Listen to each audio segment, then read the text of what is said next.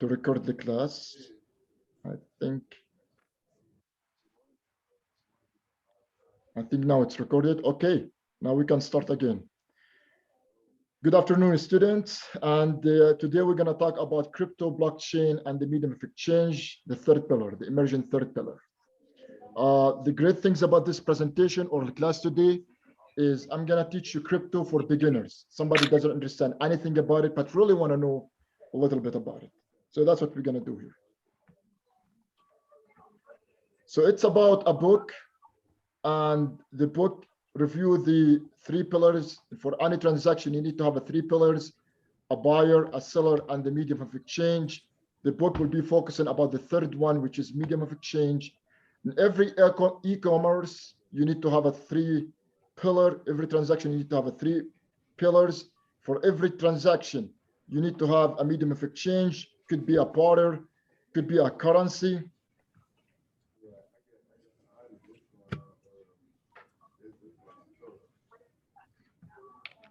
Could be a centralized Visa, MasterCard, PayPal, etc. And could be a crypto, which is a decentralized peer-to-peer. For example, as of today, most of us using the transaction, between a buyer and a seller, we use Visa card or MasterCard or PayPal to do the transaction. We call this centralized because everything going through Visa or the MasterCard.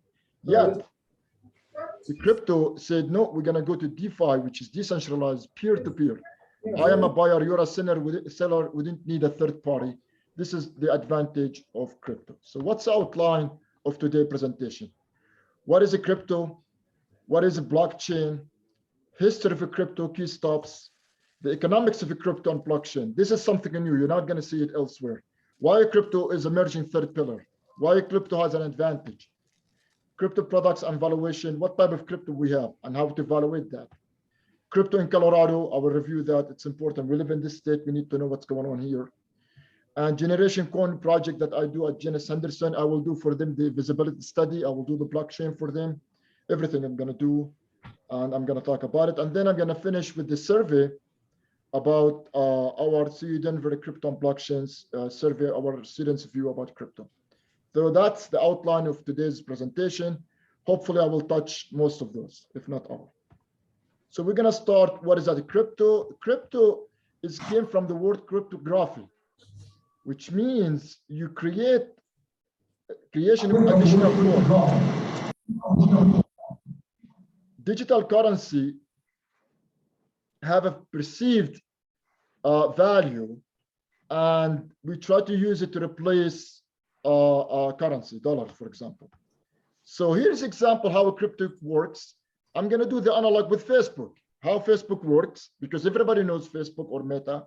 So how Facebook works, and then you're going to do the parallel with the crypto. Facebook, first, you have to register at Facebook.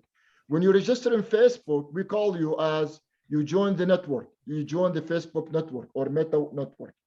After that, the user, you will be a user, create a post. Like I am going to the beach. That's a post. Facebook servers verify the post, then post what you did, whether a like or a share or a post. They verify that, and then the post gets saved in Facebook database, and then all other users of the network can now see the post. So let's do it here with visually. What we do in Facebook, you first register in Facebook. That means you join the network, and then if you make a post, it has to go through a process, and that's what the crypto does exactly. Let's go back to our slides. Okay, so now what crypto does.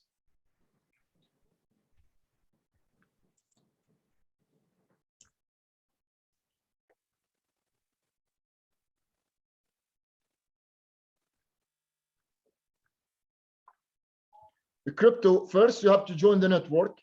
And then if you become to be a user, you create transaction. The miners, there is a group called miners, verify the transaction. In Facebook, we call them Facebook server, verify the post. They verify that in Facebook. Here we call them miners. The transaction got up into block and it's added to the blockchain.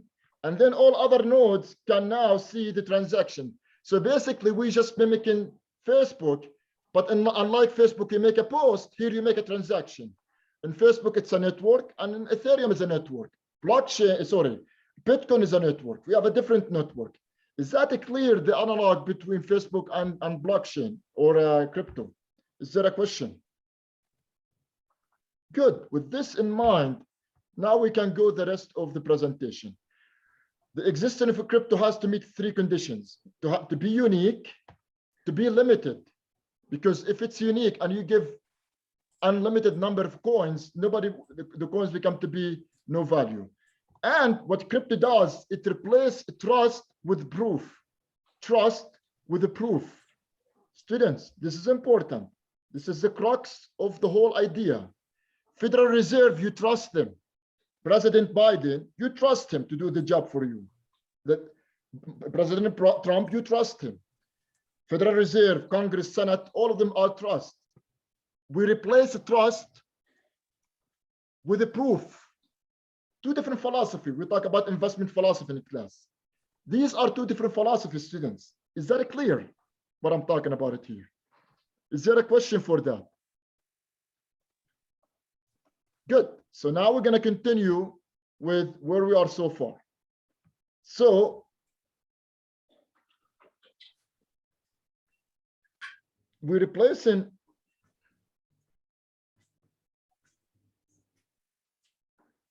sure how to get this off. Okay.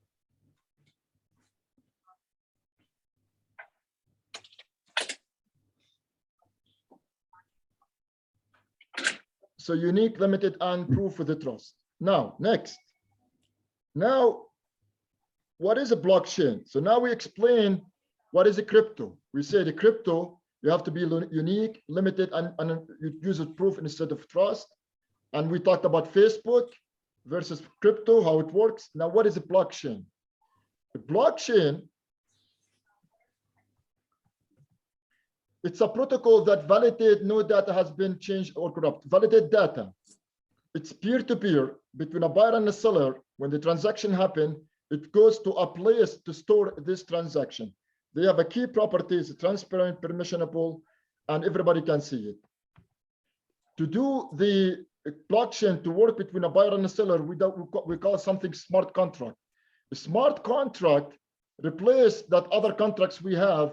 Smart contract is easy to do it, fast, and can analyze a lot of transaction. And what matters about the smart contract is decentralized, because as of today, if you go have a lunch in Four Seasons, and you pay with a credit card, then you have a contract between you and a credit card, and there's another contract between credit card and the Four Seasons, and you have two contracts, and both have to agree on that, and you have to sign it and things like that. Here, you didn't have to do it peer-to-peer, me and the Four Seasons making transaction, and there is no centralized, everything going decentralized. The smart contract used in supply chain is used in digital identity, energy market, healthcare, asset tokenization, more. We use it in banking and finance, regulatory compliance, video games, transparent charities and NGOs, they use it more. So it's everywhere become to be smart contracts. So blockchain is people use car for work, people use car to travel, people use the car for delivery. So blockchain is a lot of usage. Crypto, one of the user of the blockchain. So what's the app? A decentralized app. That's the app that we use from blockchain. We call it decentralized app, and interact between one or more blockchain network between users and help them to facilitate transaction between a buyer and seller, and they have it in a true cloud technology. The problem with the blockchain as of today, and this is something I'm working on it with Janice Henderson in our project, is if you lose your password, you lose the money.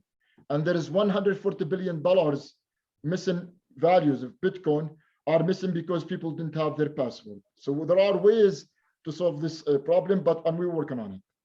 This is a way, students, look at this. These are the blockchain. These are codes for a blockchain, how to create a token. If I teach a crypto class, I will teach, one class will be how to teach how to do a token, and will be a homework to produce your own token in 5 minutes. So this is something that we can teach it in the class, but here is the code how to create a token. Now we cover a blockchain, intro to blockchain, obviously. We're gonna talk about history of crypto. The story started in 1983. In 1983, I see two chat here. Oh. In 1983, there's a guy who's named David Shawn. Now, David Shawn, Satoshi in 2009, but David Shawn is the founder and the father of crypto, not Satoshi. Satoshi, the father and the founder of Bitcoin. Bitcoin is like a website, like Amazon is a website, but Shawn is creating the internet. I hope that you understand. We have to be fair with this person. David Shawn is the creator of crypto. In 1996, he written the National Security Agency. He did the proof of work for crypto. In 2008 is a critical year. George Bush, let me stop the screen because this is important here. Stop sharing. It's important here. Everybody to understand that. Something bad happened, but in fact, end up to be positive for us. What happened? In 2008, Bush was Republican. Bernanke was the president of Federal Reserve. Again, we talk about trust. Both are conservative, neoclassical conservative. They don't believe in money, liquidate the market or government role. They want the market to heal itself by itself, which is fine. That's a great philosophy. I am economically conservative, by the way. I am socially liberal, but I am economically conservative. As a result, when the market collapsed in 2008, they said, okay, we're gonna just bail out the big banks, not to collapse, and then the market will heal itself. It was a wrong policy. It was a wrong policy. And even Obama, after he got elected in January, he with Laura Summer was his advisor. He followed the Bush-Bernanke, but then Nancy Pelosi said, no, we're gonna liquidate the working class families, and that helped the economy. Long story short, the market needs liquidity, the market needs currency, and our leadership did not want to give us. They went to Satoshi, they told him, give us currency, and we come up with the Bitcoin. So the bad things that the best thing Bush did in his life as a president is he did a good mistake that turned out to be a positive for America, which is having a crypto. Thank you, Bush. Thank you, Bernanke, basically, for doing this honest mistake that open a door for having something bigger than a dollar. And thank you. So that's great. Thank you, George Bush. Thank you, Bernanke. So it's important. Sometimes bad things turns out to be a positive thing. Anyway, so in 2008, they didn't want to liquidate the market. Then Satoshi said, I will liquidate the market. They did the Bitcoin. In 2010, first transaction. In 2014, blockchain, it is split in two due to internal disagreements. Students, we're talking about democracy. We're talking about proof and trust. Blockchain, any blockchain, there is a democracy. If there is a majority of stakeholders decide to change the system, they will change the system. In America, you have to go to vote in the election, Democrat or Republican, but you vote for many things: economics, war, peace, other things, human rights, civil rights, a lot of things. In crypto, no, we have online democracy, and you will vote only for the crypto, your crypto, the blockchain. That's it. That's all what you have to do. So this is different, very specialized. Here, the Federal Reserve, for example, when he increases or decreases supply of money, he takes other consideration, for example, to be re-elected as a president of Federal Reserve. Here, we didn't have this problem. The stakeholder would decide. This is amazing. This has never happened before, that you have a real democracy in your currency. So we should celebrate that.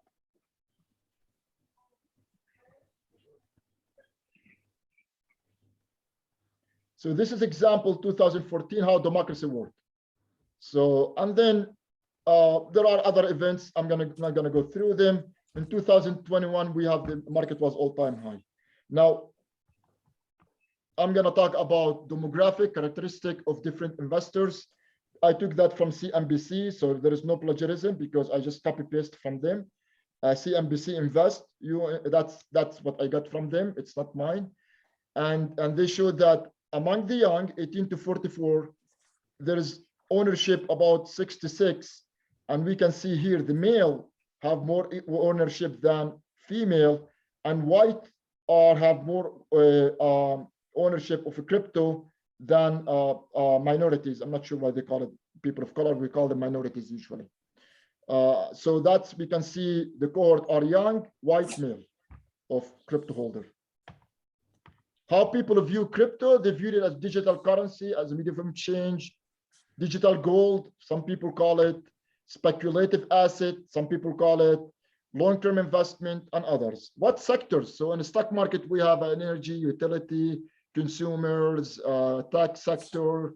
We have 10 sectors.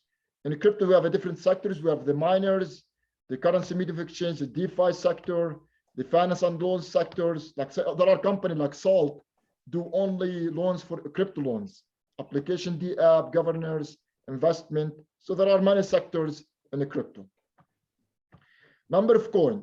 According to Satoshi, he limited the number of supply of coin to be 21 million Bitcoin. As of now, we are 18,844,000. The supply of Bitcoin will stop in the year 2140. So there are left 2.8 million Bitcoin to distribute till 2140. From where the number 2140 came? Any idea? Why in 2140 we're gonna reach the top and never come back? You need access. I do. Sorry? You're an angel. Thank you so You're much. Hopefully you work here. I do. I'm sorry. I'm sorry. We have any answer? You can put in the chat. It's a Yes, go ahead. long Seth, go. thing. So every 4 years, the rate at which Bitcoin is produced is cut in half. Yeah, they call it halving. Excellent. They half it every, exactly, they half it. Go ahead.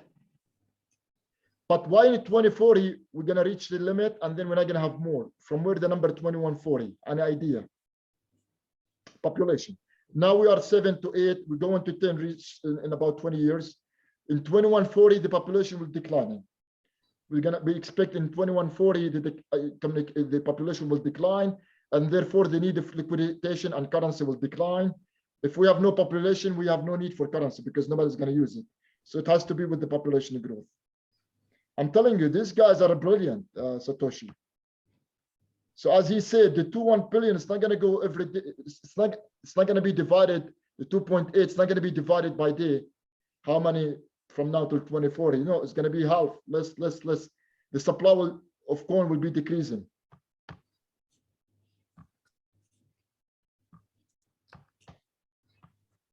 The economics of crypto, and this is the crux of my presentation. And this is why I said the book, The Emerging Third Pillar. Fees. The crypto with the DeFi, small to no fees, peer-to-peer. If I want to buy from Four Seasons launch, they will say your bill is 0.1 Ethereum, then I will do the transfer and I'm done. Whereas as of today, it's a CFI, centralized finance. I have to pay to Visa 2 to 3%. Visa doesn't charge me. Visa is charged the restaurant, which is Four Seasons, and Four Seasons pass it to the consumers. So this is the crux of why I said it's the emerging third pillar, because they have a 2 to 3% going to Visa. Visa revenue about every quarter about $25 billion, and MasterCard's $15 billion, PayPal in that neighborhood. But there are others, credit cards by countries. Not, I mean, in America we use this country companies, but in the world they use others. So number one, fees. Number two, money supply. Crypto self-governed technology. Here we know the supply, as Seth just mentioned now. We know the supply from now till 2040. We know every period how many supply of coin is going to be. Whereas here, human control by the Federal Reserve. So if you trust human control, not by technology, then crypto is not your choice. If you trust technology more than humans, then crypto is your choice. Global currency and conversion, crypto no fees for conversion. Others you have to pay 1 or 2% through swaps. Students, we have trillions of dollars every year swap. Trillions. Like Apple, for example, they have stores around the world. So for example, if they have a store in China, they pay salaries to people who work for Apple in China in Chinese currency, which is yuan, and their customers, they buy services from Apple and phones through yuan. So basically, they need a Federal Reserve. They need just somebody doing swap for Chinese currency. Why?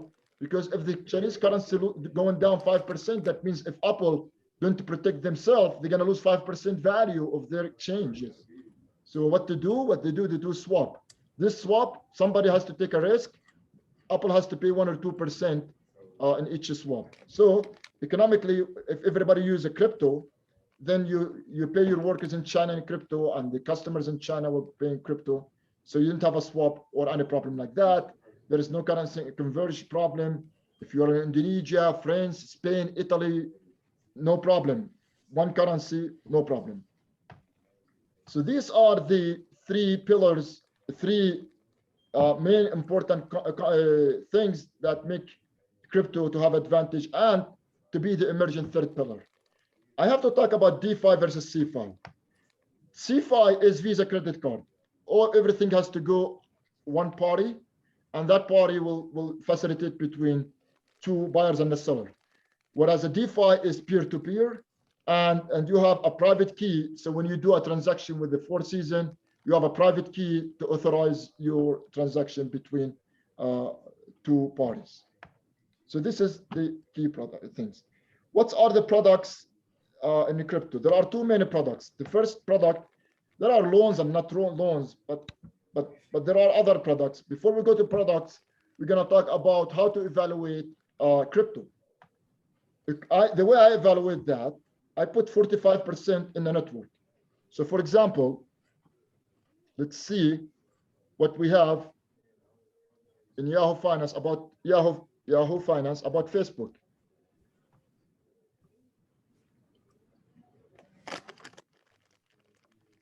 When I say network, what does that mean, network?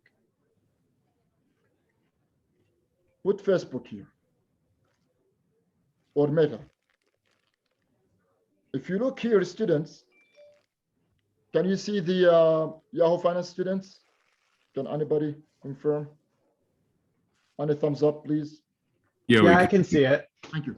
So the market cap for Facebook is $920 billion. This $920 billion, it means that the network of Facebook worth $920 billion. The network of Facebook. Why? Because when Amazon want to make want to sell their products, they go and post their advertisement in the network of Facebook. Now, why Twitter is less? Because the network of Twitter is smaller than Facebook Twitter. But Bitcoin, how much the network for Bitcoin? The network for Bitcoin students is 900, just slightly below Facebook. That means we believe the network for Bitcoin as big as Facebook network. There are 2.3 billion people in Facebook, 2.3 billion users in Facebook, and their valuation equal to a Bitcoin. Now, there are other cryptocurrencies. So that's critical to understand that what investors, when we value the network.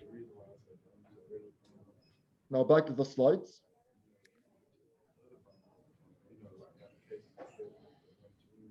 The purpose of the coin, are we using this coin to make wars or make peace, for example? Cybersecurity, 15%.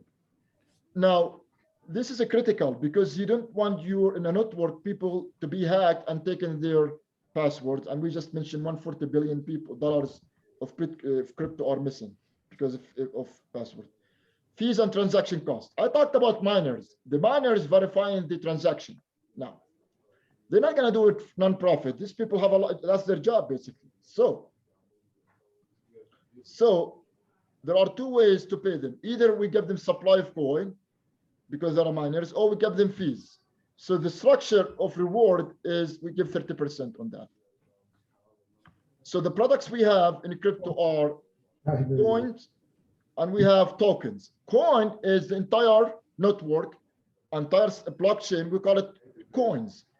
Token is you use the current blockchain. For example, you use Ethereum to make your token. You use any blockchain code. Just use the existing blockchain to do transaction, to do your token. For example, if we're gonna do a bond for state of Colorado, we don't need to do a blockchain. We just can go to Ethereum network. All the people are there, already exist, and we do the bond there, and people can buy it through Ethereum.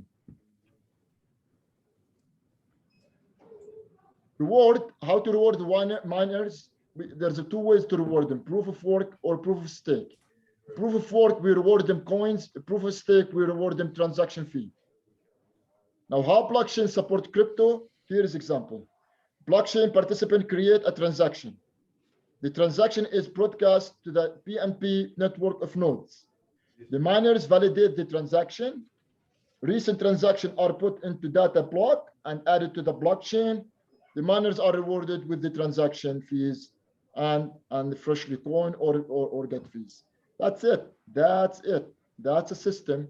It works from the transaction exists to the end. This is it works step by step by step. Is there any question so far? Excellent. Is it hard or still simple? Excellent. Seems not that hard.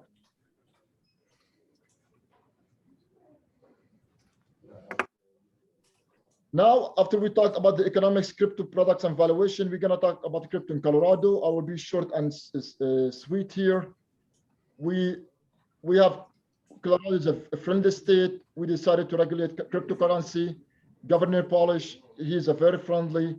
And we have an act called CSA, and the Colorado Security Act, we call it CSA, legalize or regulate digital token. The key for us is you can do digital token for consumption, but not for speculative.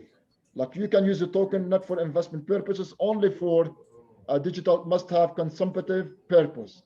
Like I can buy goods and services using tokens or coins, but I cannot make a trade on these coins. That's interesting. There are two also acts, one called HP and the HP 18 and HP 19. There's also blockchain security. There's a lifetime, how they start from 2018, 19, and May in 19. Now, the states are most interested in cryptocurrency. California, number 1, Colorado, number 10, states with the most interest in cryptocurrency. Now, states with the most cryptocurrency usage, we are number 5. That's a per capita. So we are in a good company, top 10. We have interest, but in top 5 in the nation in the usage. So people use crypto in Colorado more than other states. The major companies in crypto, you have a Riot, we have Ship, Parse, IQ. There's a link also for other companies. If you want to click that link, you can see the rest. I think Salt is one of the biggest one in Colorado, and their headquarters also in Denver and near the business school. Now I'm going to talk about the Generation Coin project at Janus Henderson. What is the idea there? And then I'm going to talk about the survey after that. The project is we created, as of today, we try to work crafting the white papers, why we need it, how we need it. And the idea is to support children and new babies. So everybody gonna born in our system will be rewarded automatically. Any babies in Africa, Asia, Europe, US, not South America, will be rewarded. Any family have a baby will be rewarded by coin. And as babies number increases, there's more liquidity, so they can use these coins for education and health and other things, health support and things like that. So we call this a generation coin, and it promotes supporting kids and babies. The function and the supply is function of newborn. So there is no trust here. It's just we're gonna say every baby born will get X amount of coin. The problem we have here is how to verify transaction through miners. The miners has to be rewarded. So the way we're gonna do it is we're gonna do small fees to start with, and later on when the babies become to be adult, they will be the miners of the coin. So they will be paid in the beginning to be miners when they're ready to support the currency. So that will be over generation babies. Let me see what you think about that. What do you think about giving coins to babies and support the system for free now? And when the babies become to be adult, they will be the miners as a reward for what we give them. What do you think about such a system? Yeah, I mean, the children of the future, and if cryptocurrency is the currency of the future, paying children to learn how to do it and to learn how to and teaching them in school right now, it's probably a good idea. Thank you, Joseph. Any other ideas? I'd like to hear your feedback. It's a very creative idea for sure. Thank you, Christian. I appreciate that. It's a perfect way to make people comfortable with crypto as well, so at such a young age as well. Yes. How about equality, world equality? How about giving the baby in Africa the same opportunity like a baby in North America? What do you think about that? So that's our goal actually at GNS. We really want to have equality and support everybody. Whether you are in Egypt, your currency is weak and poor, you will have the same amount of coin, the same like if you are born, if your dad is Bill Gates or Warren Buffett. And I mean, it would definitely level the playing field technically. Yeah. We will level the playing field. And if after a couple of generations will be adopted, then this is a great tool for wealth inequality, to fight wealth inequality. So I appreciate that. Please email me if you have some ideas to improve on that, or if you find there's a downside of that. Thank you very much for using this. So again, what we're gonna do at Janice Henderson, it's important. We're Joseph, gonna I give have a all question. the points. Go ahead, buddy. So if the Bitcoin were given to the babies now, is the idea that it would grow over time until they're an adult, and by doing that, they would create generational wealth? That's something that, is a problem around worldwide, especially with minorities. They don't have generational wealth. Is there an opportunity to do that? Yeah, by giving them the coin when they become to be a baby. The first, when you are a baby, you will have the same coins that any other baby in the world will have. Like if Bill Gates has a baby, and you are in Indonesia has a baby, you will have the same wealth. You will start with the same wealth. So the idea is that it would grow over time then? Yes, then they will grow over the time, and we're gonna keep supply them. Now they're 5 years old, we get them another coin. They finish college, another coin, and they will have a supply of coin. When they start to give back to the community, now they were gonna ask them to be the miners for the next coins, so the other generation, the other babies will be supported. Okay. So overlapping generation of miners, basically. Now there is a sacrifice for the first generation, which is my generation, the millennial, and the Zen generation. These are the three generations who will be they will pay the cost, and they will be this three generation basically will not enjoy this opportunity.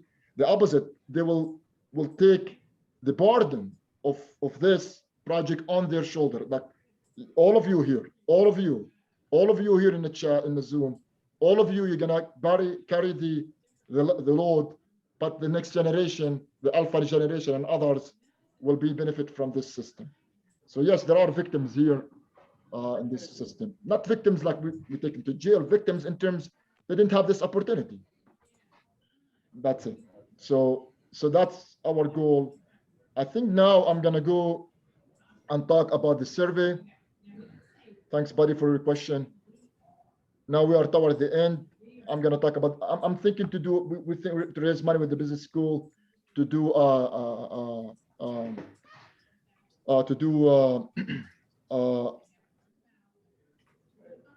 institution, not a center, institution. The center, unfortunately, become to be focused more on registration in this, whereas what I want to do, either we do it or we don't do it. I want to do research department. I want 3 people to work in blockchain. I want 2 people to work in miners. I just show you the sectors in blockchain, in crypto. So we need researcher, 6, 7 researchers working in each one, in at least one in each sector. So it's an institution rather than a center. Here are the results. Let me explain that to everybody. Because if you become to be rich, I count on you to help us. We need to do institution. We didn't have institution for crypto in the world. We have 0 institutions. Some people doing here help, some people there, but we don't have an institution to put all the talent together to help the society. So I talked about 8 sectors. I need researcher in each sector. We didn't have that. I do crypto research. I do that. There is no journal for me. Like there is no publication for me here. I do that because I'm passionate about it. but we need to do an institution. Center doesn't do that. Center hire people to teach classes on this, but we don't do research in that field. Maybe if you can do it, that's extra. So we need institution. We need your help. Finally, we're gonna finish with the survey that we have, and here are the results. So you'll see the question and the results. So the survey, we have a 51 people answered. The 2 pilot. And then after the class, I'm gonna share the link so you can participate by yourself in the survey. In the survey, 51% are male, female 50, basically 50-50, girls and guys. The age of most of them are students, all of them are students. The age, the majority between 25 and 34, 21.6%, 35-44. So mostly Gen generation, and there's a lot of millennials also. The race, majority white, 15% Asian, Latino little, African American maybe not much. So obviously majority white. Should you see Denver have crypto classes? 88 said yes. Would you take a crypto class? 75%, 74.5 say yes. Should you see Denver crypto program with the certificate? Should have a certificate, which is the way I want to do it. Certificate is a blockchain class, a crypto class, and trading class. 69% said yes. Would you take a certificate? About 57% said yes, I will take certificate. Great, makes me happy. Would you take a class in blockchain? 65%. Let me talk about that. The blockchain is not a crypto. It's not crypto. A crypto using a blockchain bigger than a crypto. Is that clear? What you use from blockchain, we use the DeFi. For example, you can have an engineer in blockchain, but he doesn't understand a crypto and doesn't own a crypto. He can program for you a blockchain.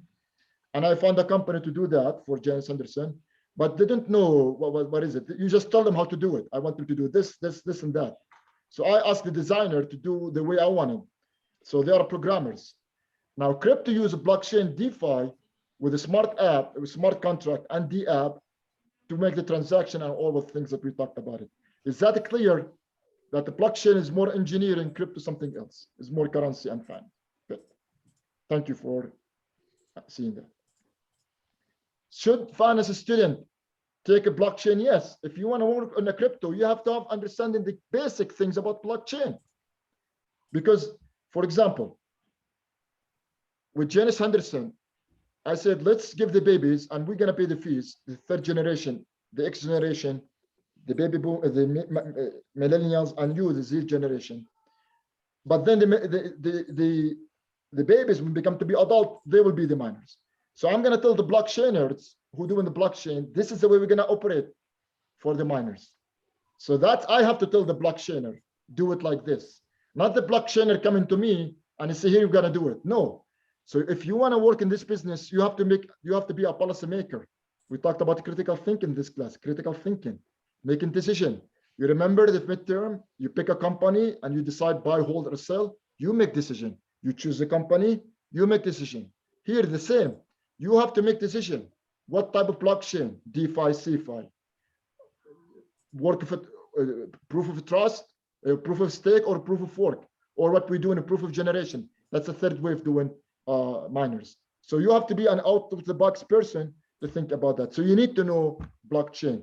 Do you understand why you need to know blockchain? You need to know it. It's engineering, but you need to understand what is it. Good. But 84. So 84. Do you think? What do you think about crypto? Positive view about 84%. Only 16% negative view. I think that because of volatility. How do you view crypto as an asset? They see it, 66 see it as a speculative asset. A speculative asset, that means up and down, up and down. A progressive asset means a trend, like S&P is a trend. That's interesting. I have to mention here, I have to thank Christian, Jana, and Atsi for helping me with this. We met on a Friday, and We keep talking about the question, and Atsi and the Christian were the blockchainer for us. They did that for us. They did the blockchain. We just told them, and they helped me with drafting the questions. Here's a question where you have your brokerage account. If you have a crypto, the majority with Robinhood, some with Coinbase, and some with others. If you invest in crypto, is it for long-term, short-term, and things like that? 60% say, I don't invest in crypto, so not bothers. And then 24% said for long-term. Now, here's a question. What percentage of your portfolio do you invest in crypto? 65, the people who have a crypto, said we don't have. So the people who have, there's a 23, said 1 to 5%, which is like a diversification, looks to me. 9.8, about 10% saying 6 to 10. So it's more than diversification. Or they see diversification, big diversification. And what matters for me here, which is that what makes generation different than others. The millennials and the Gen generation believe more in technology. 33%, when you ask them about who would you trust for money supply, self-governed technology or Federal Reserve. 34 said technology. 53 say Federal Reserve. Now, 53% say Federal Reserve. 1/3 say technology. When I cross that by race, I find white people trust Fed less than technology, and minorities trust technology and less trust with the government. So I find the results vary by race. But then I ask a Christian and others, why is that? And then there's a ratio, the country trust in the government varies by race. And that's different, something very interesting, but it's different. So it will be a very good opportunity. The people who don't believe in government, trust government, to have an opportunity to go something that they trust. Interesting. Do you trust government? About 69% trust, 1/3 don't trust. And those who don't trust government, the majority of them, they trust technology over Fed. So we talked about that. Have you heard about blockchain? About the majority said yes. There's a chat here. Mara's good one as well. Okay. Do you know the difference between centralized finance, CFI, and decentralized? There is 1/4, don't know that. One more time. CFI, if you have a credit card, every time you use a credit card, you are a CFI transactor. You are a CFI transactor. If you have $1 and you buy something with your dollar, like how much the burger, $5, you give $10, you get 5, then you are a DeFi transactor.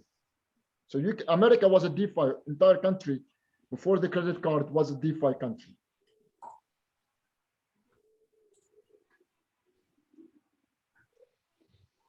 Finally, would you take a job in a crypto blockchain? 51 said it may be, but only 27 said yes. So still people are hesitant with this crypto. Still they have some questions. Still they believe, still they trust the Federal Reserve more than technology. But the revolution just started. Amazon was $3 in 1999. Now Amazon is at 3,300 a share probably. If you bought 10 of those, now you're a rich guy. So that's pretty much what I have for you today. Do you have a question for me? Yes, Cameron. Oh no, you just have. Do you have a question, students? Yeah. So, I mean, with your method of, the previous generation mining for the next generation, I guess, like, what would the compensation be for the beginning generation? Because that would go into those, the positive and negative rights for people. You're basically giving away your labor for the next generation. And most people, I mean, people in general, they're selfish. Who would want to do that for the greater good?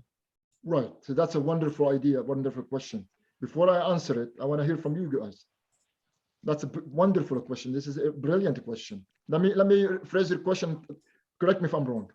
So there is one generation is going to make the sacrifice, which is the current ones. Yeah. Is it fair to do that, and how you can implement that? How are you going to implement? I mean, you're going to put them in jail if they didn't want to participate. You cannot do that. Any ideas? Is it fair, and how to implement that? I think it's fair just because it's one of the ways that you could start implementing cryptocurrencies to the system. But at the same time, you're not gonna be able to make everyone happy. So if there's no other alternative other than this would be the best case scenario, in my opinion. Excellent. Great point. Is the question, is it clear about that? It's an ethical question here. Any idea, is it what to do here? What do you think about it? Can we use state taxes? Maybe? Okay, that's a good point here. That's one of, I'm gonna have a meeting in January 4th with Senator Hanson. Some of you know him. Janice Anderson, we're gonna meet. So we're gonna meet the three of us and see how we're gonna implement that. How this generation will be fairly treated also. Now, the future generation, they will get the coin. If they didn't want to do the mining, they will lose their coin. They will give back their coin, and that's it. So they use it, they got education, that. Now they're time to get back. If they don't do the mining, they will give up their coin, and then we're done. Now, the current generation, taxation is one good idea, brilliant idea. Other ideas? Cameron, you have out of the box ideas. Let me hear what you think. Is the problem clear to you, Cameron? Yeah, I understand the problem, but I don't know if I have any ideas to propose. Ben Williams, you're outside the box also. And then Ashley, I'm going to ask. Joseph, can you explain the problem one more time? Yes, I would love to. The problem is, we said the current generation will do the miners. Miners' job is to verify the transaction between a buyer and a seller. Somebody has to verify that. As of today, Visa does it. So we're going to move Visa out and do the miners do the job. And then, as of today, Bitcoin reward them with coins. When you verify transaction, you get coin. But the idea is to have wealth inequality in the world. So we want to give the coins to the babies. So the miners have to be rewarded. We're going to say, no, you're not going to reward it by coin. We need to reward you with something else. Like how to reward the miners, the current miners. In the future generation, the miners will be rewarded because they got the coins. Their job is to go and be miners. And if they don't want to be miners when they're rich, they will give up their coin, and that's fine. So does the miner creates the transaction or enables the transaction? No, I have a transaction between me and Joseph. I bought a burger from Joseph. He asked me one Ethereum. I pay him in Ethereum. Somebody has to, between a buyer and seller, somebody has to verify the transaction. Otherwise, Joseph can charge me 6 coin or 7 coin. It should be 1. To verify that, you need a third party. We call them the miners. The miners verify that. In return, we give them a coin for their job to verify transaction. So they get a fee for enabling the transaction. Exactly. For verifying the transaction and enable the transaction, they get a fee in a coin, as a coin.